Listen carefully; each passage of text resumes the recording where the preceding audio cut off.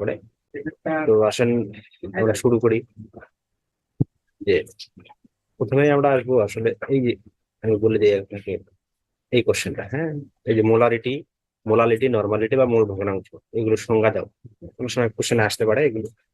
সাধারণত ক number question গুলোতে এসে থাকে এগুলো, তবে অনেক সময় খ বা গ বিভাগও দিয়ে থাকে।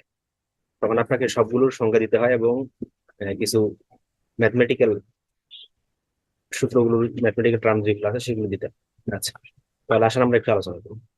তাহলে দেখেন এই ঘনমাত্রা যে প্রকাশ করে, এই ঘনমাত্রা প্রকাশের বিভিন্ন অনেকগুলো, হ্যাঁ, অনেকগুলো একক ব্যবহার করা হয় থাকে, যেমন মোলালিটি, নর্মালিটি, ভগ্নাংশ, ফর্মালিটি। তো অতগুলো আমাদের লাগবে না, পিপিএম আছে, পার্টস পার মিলিয়ন। তো আমরা শুধু আলোচনা করবো এখানে মোলারিটি আর হলো নর্মালিটি, হ্যাঁ, আর একটা হলো মূল ভগ্নাংশ। তো প্রথমেই আসি আমরা নর্মালিটি বা নর্মাল দ্রবণ কাকে বলে। তো বলছে যে কোনো দ্রবণের প্রতি লিটার দ্রবীভূত দ্রব্যের গ্রাম তুল্য ওজনের সংখ্যাকে ওই দ্রবণের নর্মালিটি বলা। এই কথার অর্থ হলো যে 1 লিটার যদি আমার দ্রবণ থাকে, ধরেন একটা আমার পাত্র আছে, এই পাত্রে আমার কয় লিটার দ্রবণ আছে, এই দ্রবণের পরিমাণ হলো 1 লিটার। ঠিক আছে, এই দ্রবণের পরিমাণ হলো 1 লিটার, গ্রামে কত। এখন এই 1 লিটার দ্রবণে কত গ্রাম দ্রব্য দ্রবীভূত আছে, আমরা হিসেব পরিমাপ করবো সেটাকে গ্রাম তুল্য ওজন। সেটা কি বলেন বলেন দেখি। গ্রাম তুল্য ওজন, আসলে এখন গ্রাম তুল্য ওজন কাকে বলে? তো গ্রাম তুল্য ওজন বলতে আসলে বোঝাচ্ছে বিষয়টা যে ধরেন HCl, হ্যাঁ, হাইড্রোক্লোরিক অ্যাসিড। তো হাইড্রোক্লোরিক অ্যাসিডের ভর কত? আমরা জানি সবাই 36.5। হাইড্রোক্লোরিক অ্যাসিডের ভর হলো, মানে 1 মোল হাইড্রোক্লোরিক অ্যাসিডের ভর হলো 36.5 গ্রাম। আবার যদি আপনাকে বলা হয় সোডিয়াম কার্বনেট, এর ভর কত? 106। কিন্তু আসলে গ্রাম তুল্য ওজন বলতে আমরা কোনটা বোঝাচ্ছি? গ্রাম তুল্য ওজন বলতে আমরা বোঝাচ্ছি যে আসলে কোনো যৌগের যতগুলো ইলেকট্রন গ্রহণ করতে পারে, বর্জন ত্যাগ করতে পারে, এরকম যে একটা ক্ষমতা, তার জারণ সংখ্যা। কোনো যৌগের পারমাণবিক ভরকে যদি আমি তার জারণ সংখ্যা দ্বারা ভাগ করি, তাহলে আমি কি পাবো? গ্রাম তুল্য ওজন পাবো। আমি যদি বলি যে গ্রাম তুল্য সংখ্যা দ্বারা, তুল্য সংখ্যা দ্বারা যদি ভাগ করি, যদি জারণ সংখ্যা ইউজ না করি কথাটা, তাহলে স্ট্যান্ডার্ড কথা হবে যে তুল্য সংখ্যা দ্বারা যদি আমি ভাগ করি, তাহলে এই হাইড্রোক্লোরিক অ্যাসিডের তুল্য সংখ্যা কত সেটা আমাকে জানতে হবে। হাইড্রোক্লোরিক অ্যাসিডের তুল্য সংখ্যা 1, তাই না? তো হাইড্রোক্লোরিক অ্যাসিডের তুল্য সংখ্যা যদি 1 হয়, তাহলে এই 1 দ্বারা যদি আমি ভাগ করি, তাহলে এর গ্রাম তুল্য ওজন কত হবে? 36.5 গ্রাম। আবার সোডিয়াম কার্বনেটের তুল্য সংখ্যা আবার 2, তাহলে এর গ্রামাণবিক ভরকে যদি আমি তুল্য সংখ্যা 2 দ্বারা ভাগ করি, তাহলে কত পাবো আমি? 53 গ্রাম, তাই না? তাহলে দেখেন, আমাকে গ্রাম তুল্য ওজন নির্ণয় করতে গেলে আমাকে জানতে হবে আসলে কোন যৌগের তুল্য সংখ্যা কত। কেননা গ্রাম তুল্য ওজন বের করা হয় কিভাবে? কোন যৌগের গ্রামাণবিক ভরকে তার তুল্য সংখ্যা দ্বারা ভাগ করলে যে ভরটা পাবো আমি, সেটা আমার গ্রাম তুল্য ওজন, রাইট? তাহলে বলছে যে কোন 1 লিটার দ্রবণে যত গ্রাম তুল্য, অবশ্যই কি তুল্য ওজন সংখ্যা থাকে, সেটাকে আমরা বলছি নর্মালিটি। তাহলে একে আসলে এন দ্বারা প্রকাশ করা হয়, যে নামই নর্মালিটি, ওই জন্য এন দ্বারা প্রকাশ করা হচ্ছে। ধরি কোনো একটা যৌগের গ্রাম তুল্য ওজন এর মান হলো এক্স, যেটা আমরা এখানে ধরা হয়েছে, এবং ওই দ্রব্যের কত গ্রাম আছে বলেন দেখি। না, ওই দ্রব্য আমি কত গ্রাম নিছি? W2 গ্রাম। এবং দ্রবণের আয়তন যদি ভি হয়, তাহলে দ্রবীভূত, তাহলে নর্মালিটিটা আমি যদি প্রকাশ করি, তাহলে সূত্রটা দাঁড়ায় এরকম যে n is equals two W2 ভাগ এক্স ইন্টু 1/v। তাহলে এটা হলো আমার নর্মালিটির সূত্র। ঠিক আছে, তাহলে নর্মালিটির একক কি?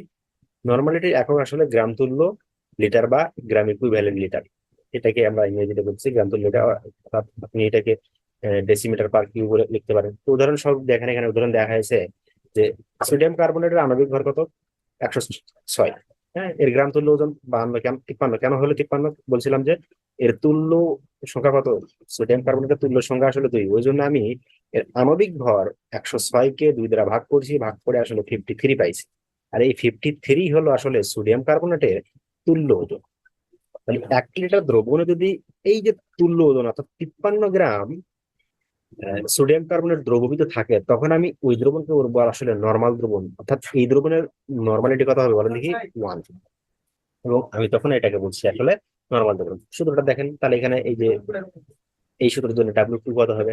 W2 আমি দিলাম চল যে 53 গ্রাম আমি দিব, এবং এর তুল্য ওজন কত? তুল্য ওজন 53। আয়তন কত? আয়তন তো 1 লিটার। তাহলে আসতেছে কি দেখেন, n ইকুয়ালস টু W2 ভাগ n গুণন 1/v equals to 53 divided by 53 গুণন 1/1 অর্থাৎ 1 নরমাল।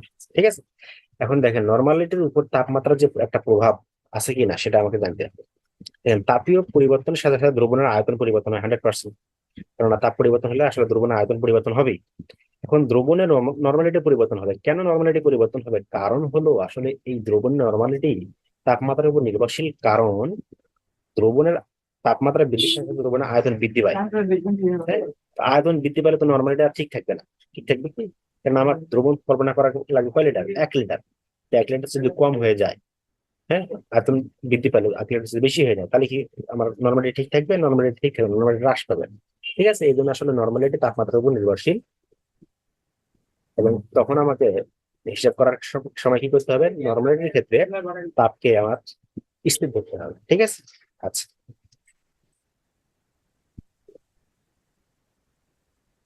এরপরে আসেন আমরা একটু মোলারিটি নিয়ে আসবো। মোলারিটি জিনিসটা কি? মোলারিটি বলছে নির্দিষ্ট তাপমাত্রায় কোনো দ্রবণের প্রতি লিটারে বা প্রতি ঘন সেন্টিমিটার আয়তনে, অর্থাৎ 1 ml, হ্যাঁ, সরি 1000 ml প্রতি ঘন সেন্টিমিটার আয়তনে, অর্থাৎ 1 লিটার আয়তনে দ্রবীত দ্রব্যের মোল সংখ্যাকে গ্রামাণবিক ওজনের সাথে ওই দ্রবণের মোলারিটি বলা হয়।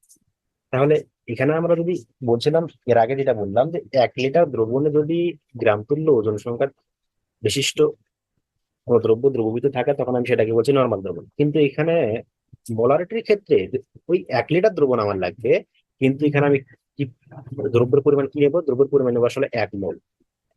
তো 1 লিটার দ্রবণে যদি 1 মোল দ্রব্য দ্রবীভূত থাকে তাহলে আমি সেটাকে বলছি 1 মোলার দ্রব্য। অর্থাৎ আমি এভাবে বলতে পারি যে নির্দিষ্ট তাপমাত্রায় 1 লিটার দ্রবণে প্রতি লিটার দ্রবণে যত মোল দ্রব্য দ্রবীভূত থাকে তাকে বলছি আমি মোলার দ্রবণ, সরি মোলারিটি। তাকে বলছি ওই দ্রবণের আসলে আমার মোলারিটি। তাহলে মোল সংখ্যা কিভাবে নির্ণয় করে? মোল সংখ্যা নির্ণয় করা হয় m is equals two n/p। এখানে দ্রবণের মোল সংখ্যা ডিভাইড বাই আয়তন, যা আসলে ঘনমাত্রা প্রকাশ করে। তো মোলারিটি কি? মোলারিটি আসলে যত গ্রাম দ্রব্য দ্রবীভূত করবো আমি সেই দ্রব্য এবং আণবিক ভরের ভাগ। হ্যাঁ, তো সেটাকে আমরা এই যে গাণিতিক রূপ দিয়ে এইভাবে বোঝাচ্ছি। তাহলে এখানে বোঝাচ্ছে m is equals two W ভাগ m গুণন 1/p। ঠিক আছে, আচ্ছা। এইখানে কিছু একটা উদাহরণ দেওয়া আছে, এই দেখেন সালফিউরিক অ্যাসিডের উদাহরণ দেওয়া আছে যে যদি 9.87 গ্রাম সালফিউরিক অ্যাসিড আমি 500 ml দ্রবণে দ্রবীভূত করি তাহলে মোলারিটি কত হবে? ডাব্লিউ মান কত হবে? ডাব্লিউ মান তো আমার এই যে 9.87 ভাগ এম কত, এম এর আণবিক ভর কত? 98 গুণন 1। যেহেতু এখানে যখন আপনি লিটারে দ্রবণের মানে প্রকাশ করব তখন আমাকে এই ভি এর মানে কিন্তু লিটারে প্রকাশ করতে হবে। আর যদি আমি লিটারে প্রকাশ না করে এমএল এ প্রকাশ করি তাহলে উপরে আমাকে এই 1 লিটার পরিবর্তে 1000 ml নিতে হবে, এবং নিশ্চয় আসলে আমি তখন এই এমএল টা প্রকাশ করতে পারবো। তাছাড়া আমাকে কি করতে হবে? উপরে যদি আমি 1 লিখি তাহলে নিচে আমি কি তার এমএল লিখতে পারবো? হ্যাঁ, তখন আমাকে যেটা করতে হবে সেটা হলো যে আমাকে এই দ্রবণের আয়তনকে তখন আমাকে লিটারে প্রকাশ করতে হবে। তখন এখানে কত হবে? তাহলে 0.5 লিটার। ঠিক আছে, তাছাড়া আমাকে ভুলে যাবে। কাটাকাটি করলে আসলে যেটা আসে সেটা হলো যে M is equals to 0.202 molar. এখন আমরা দেখবো যে আসলে মোলারিটি আসলে তাপমাত্রার উপর নির্ভরশীল কিনা। মোলারিটি আসলে তাপমাত্রার উপর নির্ভরশীল। আমরা প্রথমে সংজ্ঞায় বলছিলাম, দেখেন সংজ্ঞাটা কি বলছিলাম মনে আছে আপনাদের? যে নির্দিষ্ট তাপমাত্রায়, তাপমাত্রাটা এখানে কি করা লাগবে? নির্দিষ্ট লাগবে। এবং তাপমাত্রা যদি পরিবর্তন হয় মোলারিটি 100% পরিবর্তন হবে। কেন পরিবর্তন হবে? কারণ হলো যে তাপমাত্রা পরিবর্তন হলে দ্রবণের আয়তন পরিবর্তন হয়, আর দ্রবণের আয়তন পরিবর্তন হলে মোলারিটি পরিবর্তন হবে। এটাই স্বাভাবিক। ঠিক আছে, এখন মোলারিটি এবং নরমালিটির মধ্যে একটা সম্পর্ক তৈরি করা যায়। দেখেন মোলারিটি এবং নরমালিটির মধ্যে সম্পর্ক তৈরি করতে পারি আমরা এইভাবে। আমরা জানি মোলারিটি ইজ ইকুয়ালস টু এটা, আর নরমালিটি ইজ ইকুয়ালস টু এটা। তাহলে 1 নম্বর সমীকরণকে 2 নম্বর সমীকরণ আমরা ভাগ করি তাহলে কি পাবো? এখানে দেখেন কমন যেগুলো জিনিস আছে সেগুলো ভি ভি ক্যান্সেল হয়ে যাবে, হয়ে যাবে না? ডাব্লিউ ডাব্লিউ ক্যান্সেল হয়ে যাবে। তাহলে কি থাকবে? মোলারিটি ভাগ নরমালিটি ইজ ইকুয়ালস টু, এটা দ্বারা বোঝাচ্ছি আমি তুল্য ভর, আর এটা দ্বারা বোঝাচ্ছি আমি আণবিক ভর। মনে রাখতে হবে এক্স আমার কিন্তু তুল্য ভর, মানে গ্রাম তুল্য ভর যেটাকে বলে। আর গ্রাম তুল্য ভর কিভাবে বের করে? গ্রাম তুল্য ভর বের করা হয় আণবিক ভরকে আসলে তুল্য সংখ্যা দ্বারা ভাগ করে। ঠিক আছে, এটা আমার নরমালিটি এবং মোলারিটির মধ্যে একটা সম্পর্ক। তো এগুলো সাধারণত পরীক্ষায় খুব পরিমাণে আসে না, তারপরেও সংখ্যাগুলো অনেক সময় চেয়ে থাকে, যে কোশ্চেনটা আমি দেখালাম ওই কোশ্চেনটা আমরা সলভ করতেছি, ঠিক আছে। এবার আসেন মোলালিটি জিনিসটা কি। তো এবার বলছে কোন দ্রবণের প্রতি 1000 গ্রাম দ্রাবকে, এতক্ষণ আমরা যেগুলো দ্রাবক মানে দ্রবণ কল্পনা করলাম সেগুলো আসলে লিটারে প্রকাশ করেছে, ঠিক আছে। এতক্ষণ মোলারিটি এবং নর্মালিটির ক্ষেত্রে আমার যে দ্রবণটা ছিল সেগুলো আসলে কিসে প্রকাশ করা হয়েছিল, লিটারে। কিন্তু এবার যে দ্রবণটা তৈরি করা হচ্ছে এই দ্রবণের আসলে দ্রাবকের যে দ্রবণ, সেটা আমি আর লিটারে প্রকাশ করতেছি না, এটাকে আসলে আমি এখন গ্রাম এককে প্রকাশ করতেছি। কিসে? গ্রাম এককে প্রকাশ করতেছি, ঠিক আছে। তাহলে এই কোন দ্রবণের প্রতি 1000 গ্রাম দ্রাবক ও দ্রবীভূত দ্রব্যের মোল সংখ্যাকে ওই দ্রবণের মোলালিটি বা মোলালিটি বলা হয়, একে ছোট হাতের এম দ্বারা প্রকাশ করা হয়, মিসমলের, হ্যাঁ। তাহলে কি বলছিলাম, 1000 লিটার দ্রবণে দ্রবীভূত দ্রব্যের মোল সংখ্যাকে আসলে আমি কি বলছিলাম তখন, মোলারিটি। এবার 1000 লিটার, 1 লিটার না হয়ে কি হয়েছে, 1000 গ্রাম, বা আপনি এখানে 1000 ml দিতে পারেন। এবার 1000 গ্রাম দ্রবণে বা দ্রাবকে দ্রবীভূত দ্রব্যের মোল সংখ্যাকে আমি এবার বলছি আমি আসলে মোলালিটি। দেখেন পার্থক্য কিন্তু এক, এখানেও আপনার আহ, মোল সংখ্যা দ্বারা প্রকাশ করা হয়েছে, এখানে মোল সংখ্যা প্রকাশ করা হয়েছে, ঠিক আছে। কিন্তু এখানে পার্থক্য হলো দ্রাবকের আয়তন। এখানে আমি লিটার এককে বা এমএল এককে প্রকাশ করতেছি, হ্যাঁ লিটার এককে, আর এখানে গ্রাম এককে প্রকাশ করতেছি, এই হলো পার্থক্য, ঠিক আছে। আচ্ছা, তো এই সূত্রটা এরকম, একই জিনিস, শুধু পার্থক্য হলো আপনার ওখানে মানে এটা আয়তন প্রকাশ করতেছিলাম কিসে, আয়তন ভি তে, কিসে W2/M2 গুণন 1000 ভাগ বি। আর এখানে আমি প্রকাশ করতেছি এটাকে আসলে ভর দ্বারা, ঠিক আছে। তাহলে এখন যদি আমরা দেখি যে মোলারিটি একক এখানে দেয়া আছে, দেখেন গ্রাম মোল পার কেজি। তাহলে এবার যদি আমাকে প্রশ্ন করা হয় যে আসলে মোলালিটি তাপমাত্রার উপর নির্ভরশীল কিনা, আসলে মোলালিটি কি তাপমাত্রার উপর নির্ভরশীল? না, মোলালিটি আসলে তাপমাত্রার উপর নির্ভরশীল না। কেননা তাপমাত্রার উপর নির্ভরশীল নয়, কেন, কারণ হলো যে আমি এখন যে মোলালিটি ব্যবহার করতেছি সেখানে দ্রাবকের যে পরিমাণ, সেটা আসলে কিসে প্রকাশ করতেছি বলেন দেখি, গ্রাম এককে। তো গ্রাম এককে প্রকাশ করলে আপনি তাপমাত্রা বাড়ান আর কমান, মানে ভর তো পার্থক্য, মানে ভরের কি কম বেশি হবে নাকি, ভরের তো কোনো কম বেশি হবে না, তাপমাত্রা আপনি বাড়ান আর কমান। তো ভরের যেহেতু কম বেশি হবে না, দ্যাটস হয় আসলে মোলালিটিরও কখনো পরিবর্তন হবে না, ঠিক আছে। আচ্ছা, তাহলে এবার এই মূল ভগ্নাংশ, এর আগে আমরা মূল ভগ্নাংশটা পড়ছিলাম, দেখেন তারপর আবার একটু আলোচনা করি। তো দ্রবণের কোন উপাদানে, সেটা দ্রাবক হতে পারে, দ্রব্য হতে পারে, ঠিক আছে। মোল সংখ্যা এবং দ্রবণে উপস্থিত কোন দ্রব্য বা দ্রাবকের মোট মোল সংখ্যার অনুপাতকে আসলে মোল সংখ্যা বলা হয়, মানে মূল ভগ্নাংশ বলা হয়। আমি যদি একটু স্বাভাবিকভাবে বোঝার চেষ্টা করি, আমি দ্রবণ দিয়ে পরে বোঝাচ্ছি। ধরেন একটা পাত্র, এই পাত্রে আসলে দুটি জিনিস আছে, তাহলে সেটা এ আর একটা হলো বি, ঠিক আছে। তাহলে এ আমি বোঝাচ্ছি, এ যোগ আছে N মোল, আর বি বস্তুটি আছে N2 মোল। তাহলে এই পাত্রের মোট মোল সংখ্যা কত বলেন দেখি, মোট মোল সংখ্যা আসলে N1 + N2, রাইট। তাহলে যদি আমি বলি এ যৌগের আংশিক মানে মোল ভগ্নাংশ কত হবে, তাহলে মোট মোল সংখ্যা N1 + N2 উপরে কত হবে, N1, যারটা বের করছি তারটা উপরে, আর নিচে মোট মোল সংখ্যা। তাহলে বি এর কত হবে, বি এর ক্ষেত্রে N2/N1 + N2 অর্ডার, ঠিক আছে। আচ্ছা, তাহলে এবার যদি দ্রবণের ক্ষেত্রে কল্পনা করি আমি, যে ধরেন এবার আমি যদি এই একই কথাটা আমি বলতেছি যে আমার একটা পাত্র আছে, এই পাত্রে আসলে কি আছে, কিছু দ্রব্য আছে, এবং দ্রাবক হিসাবে তো পানি টানলাম, পানি আছে, ঠিক আছে। তাহলে পানির মোল সংখ্যা যদি আমি N1 ধরি, তাহলে আমার দ্রাবক। আর যে দ্রব্য আমার এখানে দ্রবীভূত আছে তার মোল সংখ্যা যদি N2 ধরি, দ্রব্য, তাহলে এই দ্রবণের মোল সংখ্যা কত হবে বলেন দেখি, দ্রবণের মোল সংখ্যা হবে N1 + N2। এবার যদি আপনাকে বলে যে দ্রাবকের ভগ্নাংশ কত, মূল ভগ্নাংশ, তাহলে দ্রাবকের মূল ভগ্নাংশ কত হবে, দেখেন দ্রাবকের পরিমাণ কত ছিল, N1 / মোট মোল সংখ্যা কত হবে দ্রবণের, N1 + N2, ঠিক আছে। এবার যদি আপনাকে বলে দ্রব্যের মূল সংখ্যা, তাহলে একইভাবে দ্রব্যের দ্রব্যের ক্ষেত্রে কি হবে, N2, কেননা এখানে দ্রব্যের পরিমাণ কত, N2 / মোট মোল সংখ্যা N1 + N2, আর এগুলোকে আমরা আসলে এক্স দ্বারা প্রকাশ করি, এটাকে আমি এক্স ধরলাম, এটাকে আমি ধরলাম x2। এই হলো মূল ভগ্নাংশ, ঠিক আছে। তো এই ছিল আসলে মূল ভগ্নাংশ, মোলারিটি এবং নর্মালিটি সম্পর্কিত আসলে আলোচনা। এবার আমরা নেক্সট একটা কোশ্চেন দেখবো, সে কোশ্চেনটা হলো যে এই যে এটা যে তাপমাত্রা বৃদ্ধিতে গ্যাসের দ্রাব্যতা হ্রাস পায় কেন, কিংবা কেন কি ঘটে, এই কোশ্চেনটা নিয়ে আমরা একটা আলোচনা করি। তো দেখেন আমরা,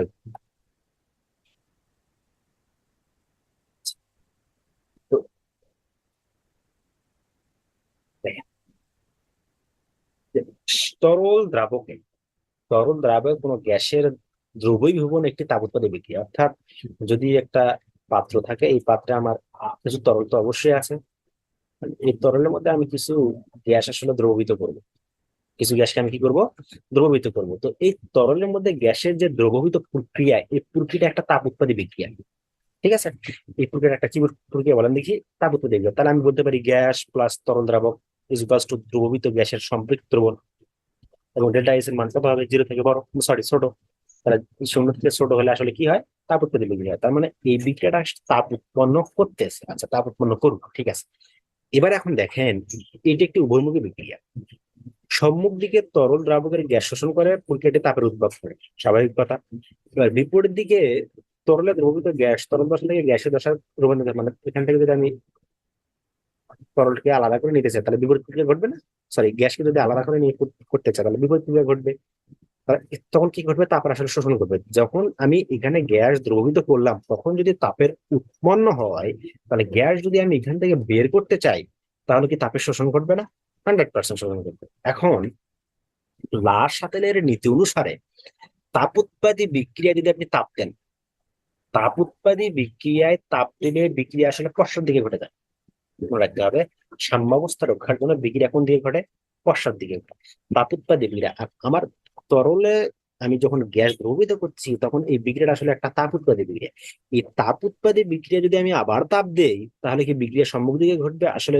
তখন আহ তরলে যে পরিমাণ গ্যাস দ্রবীভূত হয়েছিল এখন কি সে পরিমাণ গ্যাস দ্রবীভূত হবে, কখনো হবে না। কেননা তাপ উৎপাদন বিক্রিয়া তাপ দিলে আসলে বিক্রিয়া কোন দিকে ঘটে বলেন দেখি, পশ্চাৎ দিকে, অর্থাৎ পশ্চাৎ দিকে ঘটে যায়। পশ্চাৎ দিকে ঘটলে আসলে পশ্চাৎ বিক্রিয়াটা কোনটা, সেটা ছিল পশ্চাৎ বিক্রিয়া ছিল যে আমার তরলে যে দ্রবীভূত গ্যাস আছে সেটা আসলে কি ঘটবে, সেটা আসলে আহ গ্যাসটা বের হয়ে যাবে, ঠিক আছে? বিপরীত প্রক্রিয়া ঘটবে।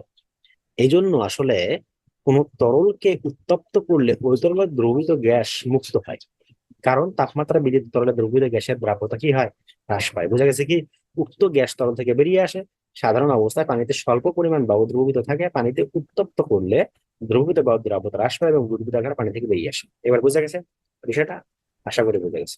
আচ্ছা, তো এবার নেক্সট কোশ্চেনে আমরা যাই। নেক্সট কোশ্চেনটা ছিল যে আপনাকে এখানে দেখাই, কোথায় আছে,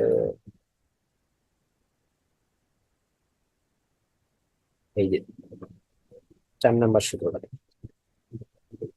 4 নাম্বার যে কোশ্চেনটা আছে এই কোশ্চেন আমরা আলোচনা করবো, হ্যাঁ। আচ্ছা, তাহলে দেখেন 4 নাম্বার কোশ্চেনটা ছিল যে হেনরির সূত্র। হেনরির সূত্র জিনিসটা কি সেটা একটু বোঝার চেষ্টা করি। তো স্থির তাপমাত্রায় বিভিন্ন তরলের বিভিন্ন গ্যাসের দ্রাব্যতার উপর চাপের প্রভাব সংক্রান্ত একটি সূত্র প্রদান করে, এটি আসলে হেনরির সূত্র নামে পরিচিত, হ্যাঁ। তাহলে বিভিন্ন তরলের দ্রাবকে গ্যাসের দ্রাব্যতা, চাপ এবং তাপমাত্রা এবং চাপের উপর নির্ভর করে। অর্থাৎ আমি বলছি যে এই যে আমার যে একটা গ্যাস, এটি একটি পাত্র, এই পাত্রে কিছু আমার তরল আছে, এই তরলে আমি কিছু গ্যাস আসলে দ্রবীভূত করবো। তো এই গ্যাস যে দ্রবীভূত করতেছি এটি আসলে দুটি বিষয়ের উপর নির্ভরশীল, একটা হলো তাপমাত্রা আর আরেকটা হলো চাপ, ঠিক আছে। তো এই হেনরি এই তাপ এবং চাপের মধ্যে একটা সম্পর্ক তৈরি করেন। এই যে গ্যাসে যে দ্রবীভূত হবে সেই দ্রবীভূত হওয়ার উপর চাপ এবং তাপের যে প্রভাব আছে সেটাকে আসলে সম্পর্ক তৈরি করেন, সেটা আসলে হেনরি সূত্র নামে পরিচিত। তাহলে গ্যাস এবং দ্রবণের গ্যাস সাম্য অবস্থা থাকবে স্বাভাবিকভাবে। আমার যে উপরে গ্যাস এবং দ্রবণের ভিতরে যে গ্যাস, সেই গ্যাস অবস্থা সব কি থাকবে, সাম্য অবস্থা থাকবে। আচ্ছা, সাম্য অবস্থায় চাপ বৃদ্ধি করলে, এখন যদি আমি চাপ বৃদ্ধি করি তাহলে কি ঘটবে, চাপ বৃদ্ধিজনিত ফলাফল প্রশমিত করার জন্য বিক্রিয়াটিকে সম্মুখ দিকে মানে ঘুরতে থাকবে স্বাভাবিকভাবে। আমরা যেখানে ছিলাম সেটা হলো যে গ্যাস এবং গ্যাস দ্রবণ কি থাকবে, সাম্য অবস্থা থাকবে। এখন চাপ যদি আমি বৃদ্ধি করি তাহলে কি ঘটবে, চাপ বৃদ্ধি জনিত ফলাফল প্রশমিত করার জন্য সাম্য অবস্থাটি সম্মতিকে বলবৎ করবে, অর্থাৎ গ্যাস পানিতে দ্রবীভূত হয়ে যাবে, ফলে গ্যাসের দ্রবণের ঘনত্ব বেড়ে যাবে স্বাভাবিকভাবে। সুতরাং বলা যায় চাপ বৃদ্ধি করলে গ্যাসের আহ, দ্রাব্যতা বৃদ্ধি পায়। আহ, তরলে গ্যাসের দ্রাব্যতার উপর চাপের এই প্রভাবকে বিজ্ঞানী হেনরি একটি সূত্র আকারে প্রকাশ করেন। সেই সূত্রটা আসলে নিম্নরূপ, দেখেন, যে স্থির তাপমাত্রায় কোনো তরল দ্রাবকে কোনো গ্যাসের দ্রাব্যতা দ্রবণের সঙ্গে সাম্যাবস্থা থাকাকালে তার চাপের সমানুপাতিক, এটি হেনরি সূত্র। আসলে এই সূত্রটা বোঝার আগে আপনাকে যদি আমি একটু দেখাই, যে আসলে সূত্রের ব্যাখ্যাটা আপনাকে যদি এখান থেকে একটু বোঝার চেষ্টা করি, তাহলে আপনি বুঝতে পারবেন। দেখেন, এখানে দুটি পাত্র এখানে দেখা যাচ্ছে, তো এই পাত্রে কি আছে, এই পাত্রে আসলে আমার এই যে এটা তো তরল, এই জায়গাটা, হ্যাঁ, আর উপরে গ্যাস আছে। এবার যদি আমি এখানে চাপ প্রয়োগ করি, তাহলে কি ঘটবে, চাপ প্রয়োগ করলে আসলে এই যে উপরে যে গ্যাসগুলি ছিল, এই গ্যাসের কিছু অংশ, মানে কিছু গ্যাস এই তরলের যে মধ্যে যে ছিল, এই তরলে দ্রবীভূত হয়ে যাবে। যে মুক্ত গ্যাস এখানে ছিল, সেই গ্যাসগুলো চাপ প্রয়োগের ফলে কিছু গ্যাস এই তরলের মধ্যে দ্রবীভূত হয়ে যাবে। দেখেন, এই যে বুঝাচ্ছে, দেখেন, আমি চাপ এখানে বৃদ্ধি করছি, চাপ বৃদ্ধি করার ফলে আমার যে মুক্ত গ্যাসগুলো ছিল, সেগুলো আসলে তরলে দ্রবীভূত হয়ে গেছে। ঠিক আছে, তার মানে তরলে গ্যাসের যে দ্রাব্যতা, সেটা কি হয়েছে, বৃদ্ধি পেয়েছে। পেয়েছে কিনা? আচ্ছা, তাহলে আপনারা এখান থেকে বিষয়টা হলো যে, আপনারা এখান থেকে এই কোশ্চেনটা করে নিতে পারেন যে তরলে গ্যাসের দ্রাব্যতার প্রভাব, চাপ বাড়লে বৃদ্ধি পায় এবং চাপ কমলে বৃদ্ধি হ্রাস পায় কেন, এটা আপনি পড়ে নিতে পারেন। তো আমরা আগের কোশ্চেনে চলে যাই, ঠিক আছে? এবার বোঝা গেছে কি, যে তাপমাত্রা বাড়লে, চাপ বাড়লে আসলে গ্যাসের দ্রাব্যতার উপর কি প্রভাব ফেলে। এই কথাই বলছি যে স্থির তাপমাত্রা, তাপমাত্রা যদি আমি স্থির রাখি, রেখে যদি আমি কোনো তরল দ্রবকে কোনো গ্যাসের দ্রাব্যতা দ্রবণের সঙ্গে সাম্যাবস্থায় থাকায় উক্ত গ্যাসের চাপের সমান হবে। অর্থাৎ চাপ আমি যত বৃদ্ধি করবো, গ্যাসের দ্রাব্যতা তত বৃদ্ধি হবে, চাপ আমি যত হ্রাস করবো, গ্যাসের দ্রাব্যতা তত হ্রাস পাবে। বুঝা গেছে? আচ্ছা, এই ব্যাখ্যাটা কি, দেখেন, স্থির তাপমাত্রায় কোনো তরল দ্রাবকে দ্রবীভূত কোনো গ্যাসের মোল ভগ্নাংশ যদি আমার এক্স, স্থির তাপমাত্রায় কোনো গ্যাসে দ্রবীভূত গ্যাসের, অর্থাৎ এটি আমার একটি পাত্র, এই পাত্রে কিছু তরল আছে, এই তরলের মধ্যে যে পরিমাণ গ্যাস আছে, এই দ্রবীভূত, দ্রবীভূত গ্যাস, আমি মুক্ত গ্যাস না, দ্রবীভূত গ্যাসের মোল ভগ্নাংশ যদি আমার এক্স হয়, এবং দ্রবণের সঙ্গে সাম্যাবস্থা থাকায় গ্যাসের চাপ, অর্থাৎ দ্রবণের সঙ্গে সাম্যাবস্থা যে গ্যাসগুলি ছিল, এই গ্যাসের যে পরিমাণ চাপ, সেই চাপের পরিমাণ যদি পি হয়, তাহলে কি বলছে, আমার যে চাপটা বাইরে থেকে আসে, এই চাপটা তো গ্যাসের চাপ সমান, তাই না? তো এই চাপ পি কিসের সমানুপাতিক, আসলে মোল ভগ্নাংশ, আমার যে দ্রবীভূত যে গ্যাসটা আসে তার আসলে মোল ভগ্নাংশ সমান। ঠিক আছে, আচ্ছা, আমি এটাকে এইভাবে লিখতে পারি, অথবা পি সমানুপাতিক এক্স, অর্থাৎ আমি চাপ যত বৃদ্ধি পাবো, আমার গ্যাসের দ্রবণের মোল ভগ্নাংশ পরিমাণ বৃদ্ধি পাবে, কেননা এই গ্যাসগুলো আসলে সেখানে প্রবেশ করে দ্রবীভূত হয়ে যাবে, তখন আমার গ্যাসের মোল ভগ্নাংশের পরিমাণ বৃদ্ধি পাবে, তাই না? আর এটাকে, এই যে কে এইচ, এটা একটা সমানুপাতিক ধ্রুবক, এটাকে বলা হয় যে সমানুপাতিক ধ্রুবক, যাকে হেনরির ধ্রুবক বলা হয়। ঠিক আছে, এই ছিল আসলে হেনরির সমীকরণ বা হেনরির সূত্র, এটাই ছিল। খুব সংক্ষিপ্ত একটা সূত্র, খুব সোজা একটা সূত্র, আশা করি বোঝা গেছে। এবার আমরা নেক্সট কোশ্চেনে যাই। নেক্সট কোশ্চেন কি বলছে, দেখি আসলে নেক্সট কি আছে আমাদের। রাউল্টের সূত্র, এই যে আমরা এই সূত্রটা পড়বো, কোনটা, কোনটা, এই যেটা, হ্যাঁ, রাউল্টের বাষ্পচাপ অবনমন সূত্র, এই জিনিসটা কি সেটা একটু আমরা দেখি। তো দেখেন, আহ, রাউল্টের সূত্র, বাষ্পচাপ অবনমন সূত্র। আচ্ছা, এই যে রাউল্ট সূত্রের যে বাষ্পচাপের দ্রাবকের মোল ভগ্নাংশের মধ্যে যে সম্পর্ক, সেই সম্পর্কটা আমরা একটু আহ, আনার চেষ্টা করবো, এবং তার আগে আমরা রাউল্ট সূত্রটা কি সেটা একটু বোঝার চেষ্টা করি। দেখেন, কোন অনুযায়ী ও তড়িৎ অবিশ্লেষ্য দ্রব্য দ্বারা কোন দ্রাবকের বাষ্পচাপ আপেক্ষিক অবনমনের মান দ্রবণের বিদ্যমান দ্রব্যের মোল ভগ্নাংশের সমান। কি বুঝলেন, যে হ্যাঁ, একটু আমি আরো একটু বোঝার চেষ্টা করি। ধরেন, প্রথমে আপনাকে একটু বোঝাই যে বাষ্পচাপ জিনিসটা কি, তারপরে আপেক্ষিক বাষ্পচাপ বোঝাবো আমি। তো বাষ্পচাপ জিনিসটা বোঝাচ্ছে যে, ধরেন একটা পাত্র, এই পাত্র একটি আবদ্ধ পাত্র, এই আবদ্ধ পাত্রে আমার তরল আছে, হ্যাঁ, আবদ্ধ পাত্রে কিছু তরল আছে। তো আপনি তরলকে যে তাপমাত্রায় রাখেন না কেন, আসলে তরলের উপরের অংশ থেকে কিছু অংশ আসলে বাষ্পীভূত হবে। বলতে পারেন যে ভাই, যদি আমি হিমাঙ্কের নিচে রাখি তাহলে কি ঘটনা ঘটবে, বাষ্প হবে না? আসলে হিমাঙ্কের নিচে রাখলে তো আর হবে না, আপনাকে তো তরলের তরলতা বজায় রাখতে হবে। হিমাঙ্কের নিচে থাকলে তার, এই ধরেন একটা পানির কথা যদি কল্পনা করি, তার পানি তার তরল হবে না। তো যে তাপমাত্রা আসলে তরল থাকে, সেই তাপমাত্রা যদি আপনি যেখানে রাখেন না কেন, সেখানে কি ঘটবে, ওই উপরের পৃষ্ঠ থেকে কিছু তরল আসলে বাষ্পীভূত হয়ে এখানে জমা হবে। এখানে বাষ্পীভূত হয়ে থাকবে, তাই না? এই যে বাষ্পীভূত, এই যে বাষ্পীভূত তরল যেগুলো ছিল, তার কিছু অংশ আবার যে এই তরল বিশের সঙ্গে যে লেগে থাকবে, এই যে বাষ্পগুলো, সেগুলো আবার ঘনীভবন হয়ে তরলে পরিণত হবে। এভাবে চলতে থাকবে একটা প্রক্রিয়াতে। একটা পর্যায়ে আসলে এই যে তরলের উপরের পৃষ্ঠ থেকে যে বাষ্প হয়ে উপরে যাচ্ছে, এই হাওয়া এবং এই যে বাষ্পগুলো আবার ঘনীভূত হচ্ছে, হয়ে তরলে পরিণত হচ্ছে, এই মানটা একটা সমান হবে, সাম্য অবস্থা সৃষ্টি হবে। এই সাম্য অবস্থায় থাকাকালীন এই তরলের উপরের পৃষ্ঠের যে বাষ্পগুলো আছে, এই বাষ্পগুলো পাত্রের গায়ে যে পরিমাণ চাপ সৃষ্টি করবে, সেই চাপের পরিমাণকে বলছি আমি বাষ্পচাপ। বুঝা গেছে কি? তরল পৃষ্ঠের উপরিভাগ থেকে যে বাষ্পগুলো আমার বের হয়েছে, এই বাষ্পগুলো পাত্রে যে পরিমাণ চাপ প্রয়োগ করবে, অবশ্যই এটা কিন্তু বদ্ধ পাত্র, হ্যাঁ, এই বদ্ধ পাত্রে যে পরিমাণ চাপ প্রয়োগ করবে আমি সেটাকেই বলছি আমি বাষ্পচাপ। বুঝা গেছে? আচ্ছা, এবার বাষ্পচাপ অবনমন জিনিসটা কি? এবার যদি আমি বাষ্পচাপ অবনমন জিনিস বোঝার চেষ্টা করি, তাহলে ঠিক একই কথা, একটা আবদ্ধ পাত্র নিলাম, এই আবদ্ধ পাত্রে শুধু পানি আছে মনে করেন, আর কিছু নেই, শুধু পানি আছে, হ্যাঁ। এবার আমি আরেকটি আবদ্ধ পাত্র নিলাম, যেখানে পানির সঙ্গে কিছু দ্রব্য দ্রবীভূত আছে, যে দ্রব্য হলো অনুদায়ী, যে দ্রব্য কি অনুদায়ী এবং অতড়িৎ বিশ্লেষ্য।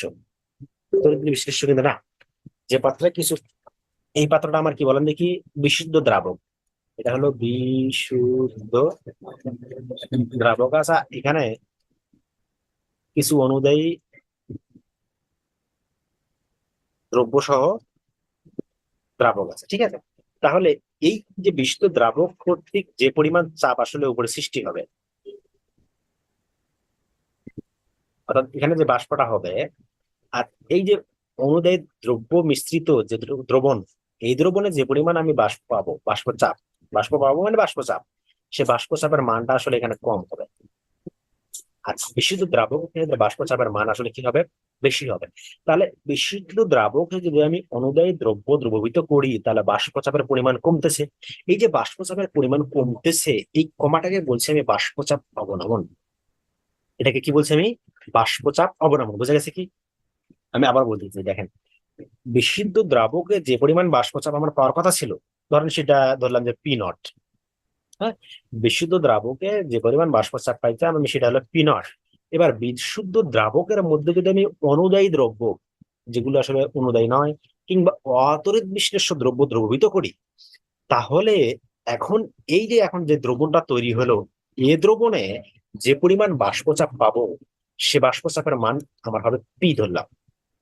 এখন সূত্র বলতেছে যে বিশুদ্ধ দ্রাবকের যে বাষ্পচাপ, তার মান অবশ্যই এই যে অবিশুদ্ধ দ্রবণ যে মিশ্রিত আছে, এই যে দ্রবণটা আমি তৈরি করেছি, এই দ্রবণের বাষ্পচাপের মান কম। অর্থাৎ এই দ্রবণের বাষ্পচাপের মান কম, আর বিশুদ্ধ দ্রাবকের যে বাষ্পচাপ, তার বাষ্পচাপের মান আসলে বেশি। তাহলে দেখেন, বিশুদ্ধ দ্রাবক অপেক্ষায় এই দ্রবণ এর কি বাষ্পচাপ কমে যায়নি? 100% কমেছে। যেহেতু কমেছে, সেহেতু আমি এটাকে বলছি বাষ্পচাপ অবনমন। তাহলে আমি বাষ্পচাপ অবনমনকে কিভাবে বের করতে পারি? অবনমন ইকুয়ালস টু P0। P0 দ্বারা বুঝাচ্ছি আমি বিশুদ্ধ দ্রাবকের বাষ্পচাপ, মাইনাস পি, পি দ্বারা বুঝাচ্ছি আসলে আমি এই যে অনুদায়ী দ্রব্য মিশ্রিত আসলে দ্রব্যের বাষ্পচাপ। ঠিক আছে, এটাকে আসলে বাষ্পচাপ অবনমন বলে। আচ্ছা, এবার আসেন আপেক্ষিক বাষ্পচাপ অবনমন বা আপেক্ষিক অবনমন জিনিসটা কি? তাহলে আপেক্ষিক অবনমন বলতে আসলে বোঝায় যে বাষ্পচাপ অবনমনকে যদি আপনি বিশুদ্ধ দ্রাবকের যে বাষ্পচাপ, এটা দ্বারা ভাগ করেন, তাহলে যে রাশিটা পাবেন সেটা আসলে আপেক্ষিক বাষ্পচাপ। মানে আপেক্ষিক বাষ্পচাপ অবনমন বা কিংবা আপেক্ষিক অবনমন। বোঝা গেছে না, বোঝেননি? বলেন দেখি। মানে বাষ্পচাপ অবনমন কে যে মানটা পাবেন, সেটাকে যদি আপনি এবার বিশুদ্ধ দ্রাবকের যে বাষ্পচাপ ছিল, সেই দ্রাবকের বাষ্পচাপ দ্বারা যদি ভাগ করেন, তাহলে যে মানটা পাবেন সেটা আসলে আপেক্ষিক অবনমন বা আপেক্ষিক বাষ্পচাপ অবনমন। ঠিক আছে, এবার আসলে আমরা একটা সূত্র দেই। সূত্র কি বলছে? যে কোন অনুদায়ী এবং তড়িৎ বিশ্লেষ্য দ্রব্য কোন দ্রাবকের বাষ্পচাপের আপেক্ষিক অবনমনের মান, এই যে আমরা আপেক্ষিক অবনমন যেটা পাইলাম, এই যে অনুদায়ী মিশ্রিত করার পরে যে সরি, এটা তো অনুদায়ী মিশ্রিত করার পরে যে বাষ্পচাপ অবনমনটা পাইলাম, এই বাষ্পচাপ অবনমনের মান কি বলতেছে? দ্রবণে বিদ্যমান দ্রব্যের মোল ভগ্নাংশের সমান। তাহলে কি, এবার আমি একটু আপনাকে বুঝাই। এটি আমার একটি পাত্র, যেখানে কি আছে, যেখানে কিছু দ্রাবক আছে এবং এই দ্রাবকের মধ্যে কিছু দ্রব্য দ্রবীভূত আছে, অর্থাৎ এটা একটি দ্রবণ আমার, তাই না? এখন এই দ্রবণের যে বাষ্পচাপ অবনমন ঘটেছে এবং এই দ্রবণে কি মিশ্রিত আছে বলেন, কি তড়িৎ বিশ্লেষ্য নাকি অতড়িৎ বিশ্লেষ্য? অতড়িৎ বিশ্লেষ্য দ্রব্য কিংবা অনুদায়ী দ্রব্য মিশ্রিত আছে। এখন এই দ্রবণে যে বাষ্পচাপ অবনমন ঘটেছে সেটা তো 100%। এখন বলছে এই যে বাষ্পচাপ অবনমনের মান কার সমান? এখন এই দ্রবণের ভিতরে যে পরিমাণ দ্রব্য, যে পরিমাণ অনুদায়ী কিংবা অতড়িৎ বিশ্লেষ্য দ্রব্য দ্রবীভূত আছে, তার যে মোল ভগ্নাংশ, এই মোল ভগ্নাংশ সমানই আসলে আমার বাষ্পচাপ অবনমন। বুঝতে পারছেন? হ্যাঁ, আচ্ছা। তাহলে আমরা একটু বিষয়টা একটু ব্যাখ্যা চেষ্টা করি, দেখেন গাণিতিক ভাবে। তো মনে করি কোন নির্দিষ্ট তাপমাত্রায় বিশুদ্ধ দ্রাবকের বাষ্পচাপ, যেটা আমি কিছুক্ষণ আগে বললাম, এবং দ্রবণের বাষ্পচাপ পি, তাহলে বাষ্পচাপ অবনমন কত হলো, এই যেটা। হ্যাঁ, এবার বাষ্পচাপ আপেক্ষিক অবনমন তো এটা পাইলাম কিছুক্ষণ আগে দেখলাম। এবার যদি আমার দ্রবণের বাষ্পচাপ N1, অর্থাৎ এই দ্রবণের বাষ্পচাপ, সরি দ্রবণের বাষ্পচাপ না, দ্রবণের মোল সংখ্যা, দ্রবণের মোল সংখ্যা যদি N1 এবং দ্রাবকের, এটা আসলে দ্রবণ, আর যদি N2 ইজ ইকুয়াল টু হয় দ্রাবক, সরি,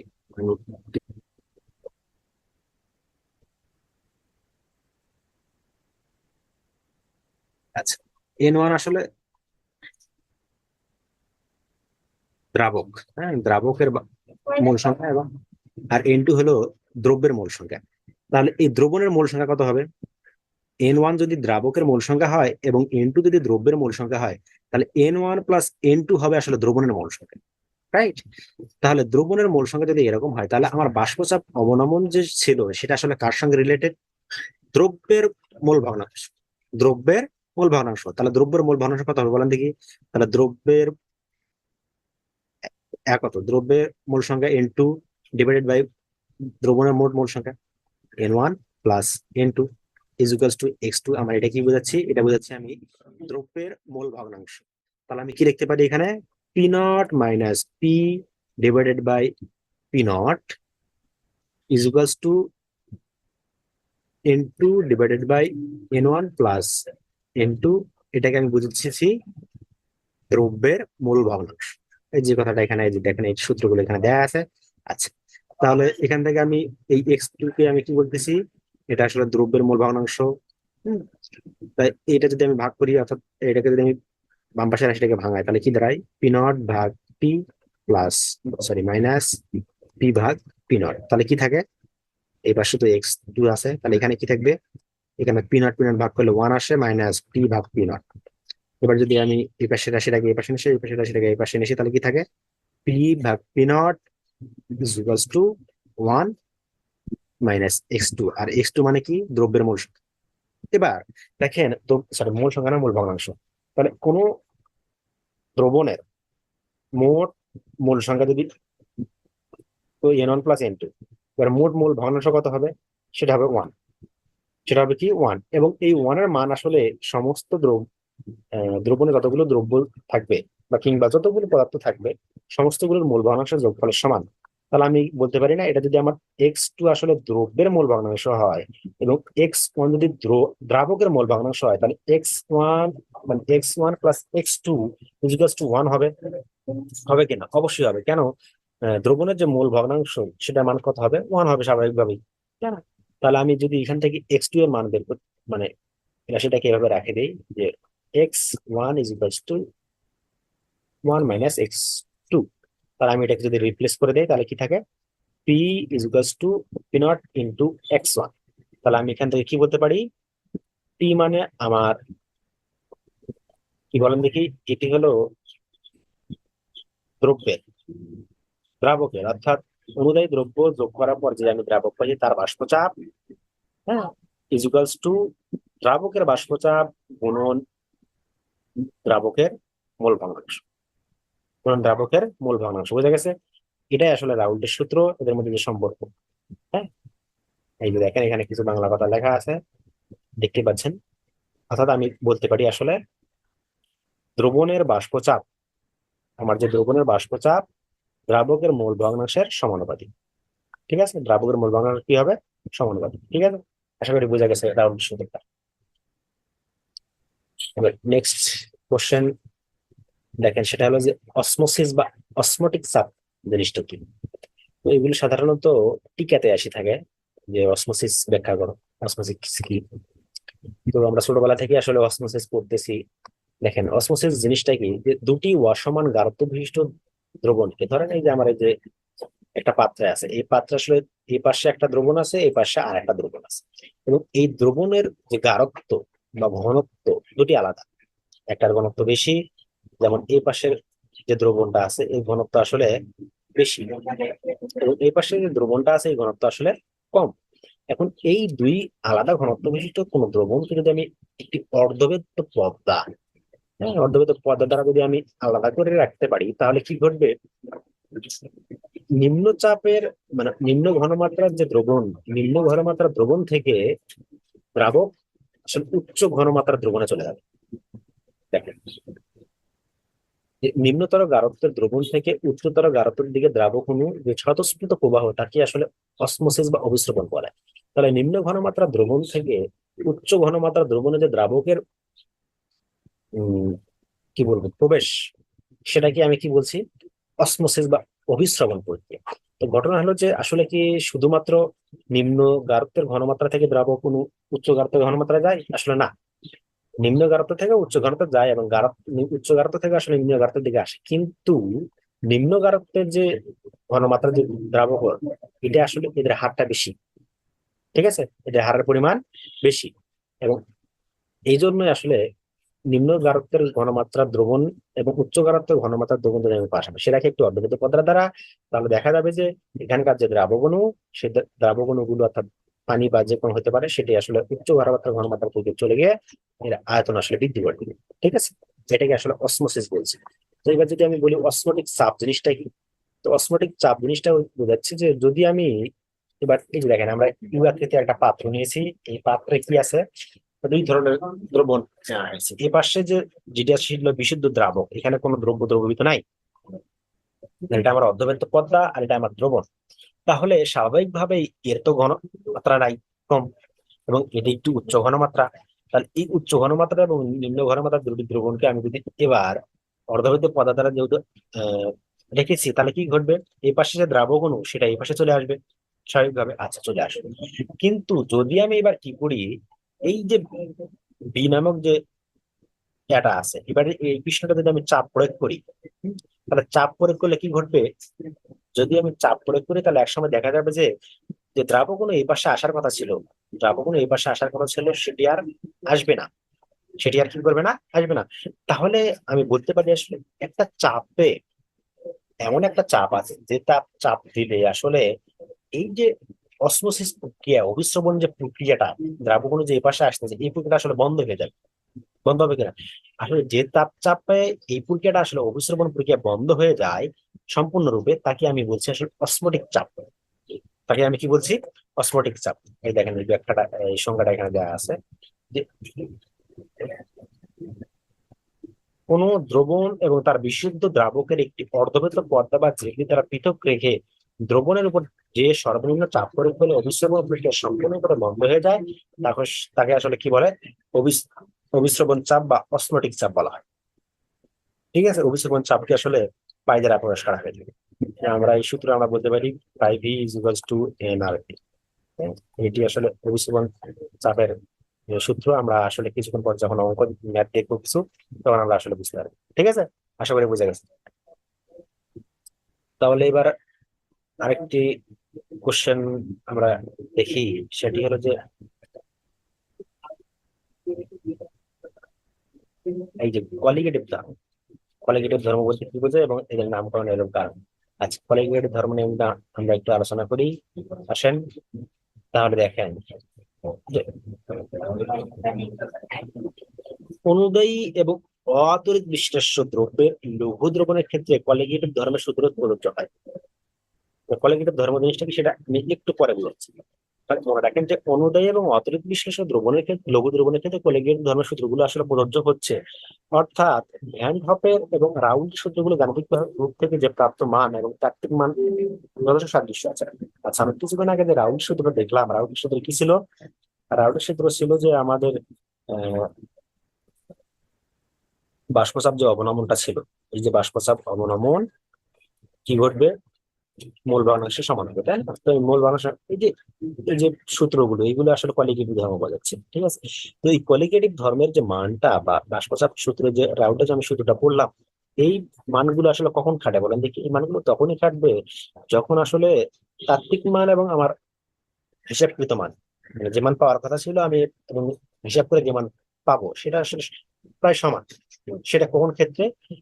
যখন আমি অনুদায়ী কিংবা অতরিত বিশ্লেষ্য দ্রবণের ক্ষেত্রে, অতরিত বিশ্লেষ্য দ্রব্য যখন আমি যোগ করব তখন সেক্ষেত্রে ঘটে। কিন্তু যদি আমি দেখা যায় যে কোনো দ্রবণে যদি বিদ্যমান থাকে যে ইলেকট্রোলাইট বা তড়িৎ বিশ্লেষ্য দ্রব্য যদি থাকে, সেক্ষেত্রে তাত্ত্বিক মান যে মান পাওয়ার কথা ছিল এবং পরীক্ষা লব্ধ মান যে মানে পাইছি তার মধ্যে অনেক একটা পার্থক্য দেখা যায়, ঠিক আছে? কারণ কলিগেটিভ ধর্মগুলো দ্রব্যের কণা সংখ্যার উপর নির্ভর করে। কলিগেটিভ যে ধর্মগুলো আসলে দ্রবণের কিসের উপর নির্ভর করে? কণা সংখ্যার উপর নির্ভর করে। দ্রব্যের তড়িৎ বিয়োজনের ফলে তড়িৎ বিশ্লেষ্য যেগুলো আছে সেগুলো তো বিয়োজিত হবে বেশি পরিমাণে, তাই না? ফলে দ্রবণের কণা সংখ্যা বৃদ্ধি পায়, কলিগেটিভ ধর্মগুলোর মানও অস্বাভাবিকভাবে পরিবর্তিত হতে থাকে না, ঠিক আছে? তখন কি ঘটে, যেমন তড়িৎ বিশ্লেষ্য দ্রবণের ক্ষেত্রে পর্যবেক্ষিত যে অস্মটিক চাপ, ভ্যান্ড হবে সে সূত্র, এই যে যেটা আমি কিছুক্ষণ আগে বললাম, হতে প্রাপ্ত অস্মটিক চাপের মান মানে হয়তো অনেক বেশি থাকে। মানে যে মান পাওয়ার কথা ছিল সে মানের থেকে কি থাকে, বেশি থাকে। অনুরূপ ভাবে অন্যান্য কোয়ালিটেটিভ ধর্ম যেমন স্ফুটনাঙ্ক উন্নয়ন, হেমাঙ্ক অবনমন, যদিও এগুলো আপনার পড়া হয়নি, লাগবে না, এগুলো আপনার শুরু মনে রাখেন। তো স্ফুটনাঙ্ক উন্নয়ন, হেমাঙ্ক অবনমন কিংবা বাষ্পচাপ অবনমন, এটা তো আমি বললাম কিছুক্ষণ আগে। ইত্যাদি মানও আসলে অস্বাভাবিকভাবে পরিলক্ষিত হয়। সেগুলো কিসের ক্ষেত্রে?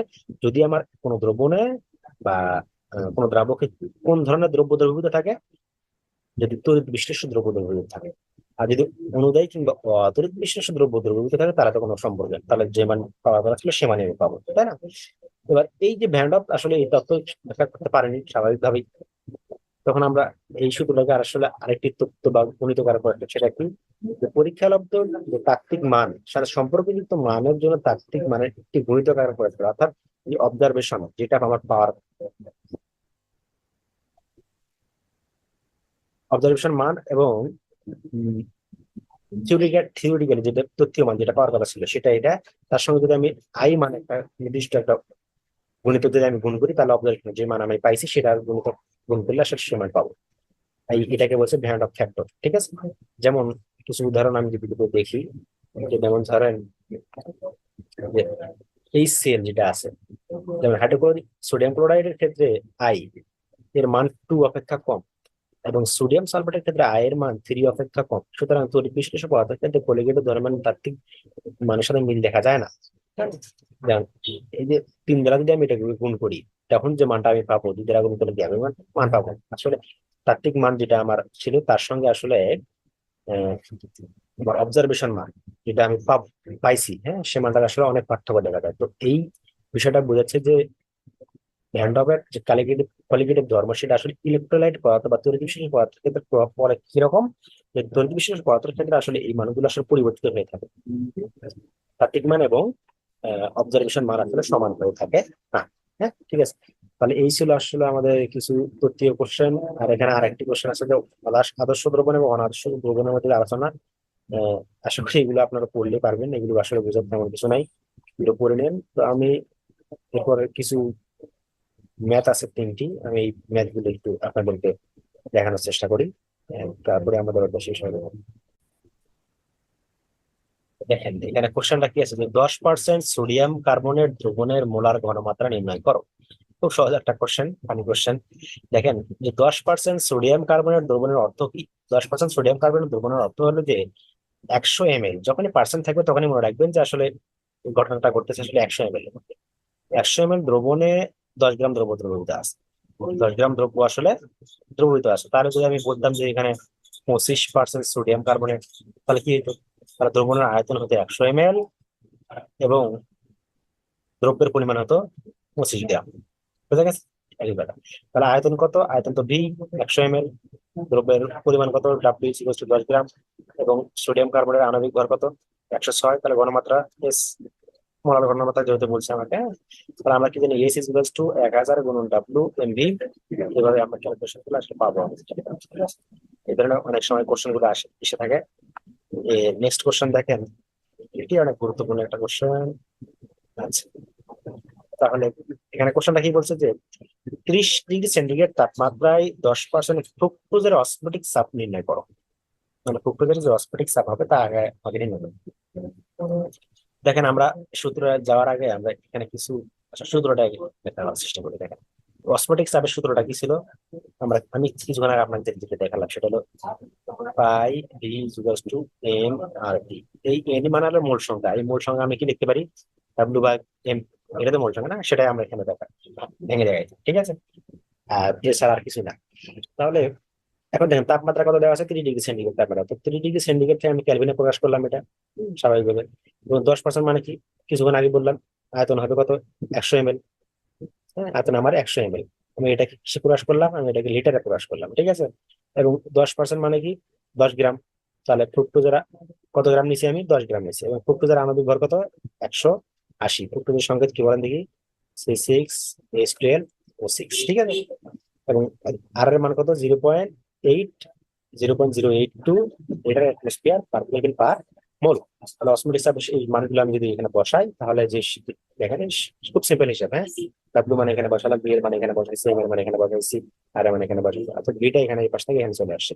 তাহলে এই মানগুলো যদি বসাই আমি তাহলে এখানে পাবো। তাহলে কোশ্চেন যদি আপনাকে এভাবে থাকে যে